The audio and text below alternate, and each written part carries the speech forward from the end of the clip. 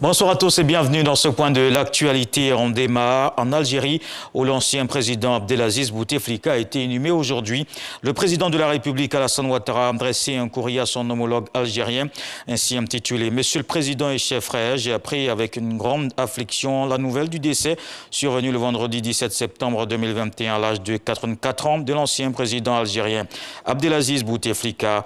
En cette douloureuse circonstance, je voudrais, au nom du peuple et du gouvernement ivoirien, ainsi qu'en mon nom propre, adresser à votre Excellence, au peuple et au gouvernement algérien, de même qu'à la famille de l'illustre disparu, mes condoléances les plus attristées et ma profonde compassion.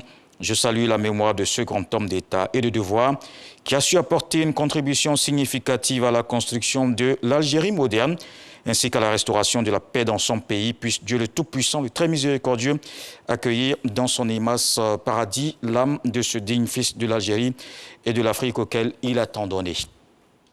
Plus de 300 milliards de francs CFA d'investissement, 15 mois de travaux pour une côtière toute neuve. Hier, le Premier ministre Patrick Kachi a lancé les travaux de rénovation de cette importante route, 353 km qui relie les deux poumons économiques du pays, Abidjan et San Pedro.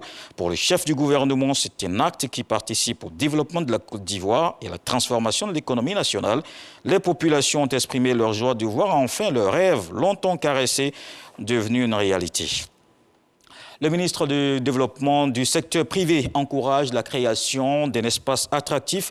Et si Esmaël Emmanuel était à la clôture de l'atelier de mise en réseau des agences de promotion des investissements, il s'agit d'un cadre communautaire de croissance des entreprises. Des détails avec Astou Touré d'Agnogo.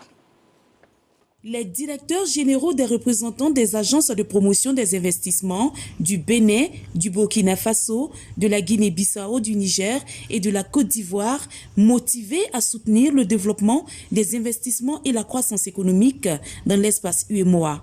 L'atelier se penche sur la mise en œuvre des démarches entreprises par l'Union économique et monétaire ouest-africaine UEMOA pour accompagner les agences de promotion des investissements. Emmanuel Esmaël Essis, ministre de la promotion de l'investissement privé, a présidé la clôture de cet atelier. Pour le premier responsable de l'investissement privé en Côte d'Ivoire, ces démarches viennent à point nommé en termes d'organisation des ressources afin d'avoir un espace plus attractif pour attirer les investisseurs étrangers. Cette initiative du commissaire de l'UEMOA permettra aux agences de promotion de l'investissement de ces différents pays de mettre en commun leurs ressources et de pouvoir avoir un espace plus attractif par l'amélioration du climat des affaires, par la mise en place de réformes structurantes et structurelles, et de sorte à pouvoir permettre au secteur privé de s'exprimer et bien sûr attirer plus d'investissements directs étrangers.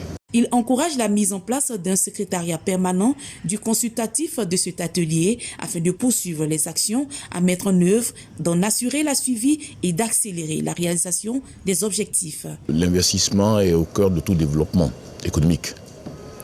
Et cet espace de 8 pays qui ont en commun le franc CFA est un espace à économie très complémentaire. Donc, mais tout ensemble pour pouvoir, dans nos diversités, mais trouver des compléments pour pouvoir apporter plus d'investissements directs étrangers dans nos pays est déterminant. L'atelier de mise en réseau des agences de promotion des investissements de l'espace UEMOA a duré 3 jours. Également, nous sommes dans la deuxième semaine de la rentrée scolaire. Les acteurs sont toujours actifs pour réussir l'année. Élèves, parents, enseignants et chefs traditionnels mettent le système en place. La région du Hambol n'est pas un reste de cet élan national.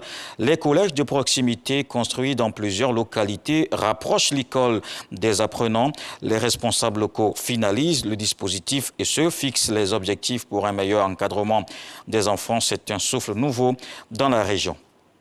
Dans le reste de l'actualité, au Niger, pour la première fois depuis les attaques djihadistes dans la région de Tillabéri, il y a 6 ans, des centaines de personnes ont manifesté dans la ville ce samedi. Ces manifestants répondaient à l'appel de la société civile. Ils protestent notamment contre l'insécurité grandissante pour le coordonnateur. Il s'agit aussi de faire pression sur le pouvoir pour que la promesse du chef de l'État de ramener la paix très rapidement dans la région soit tenue.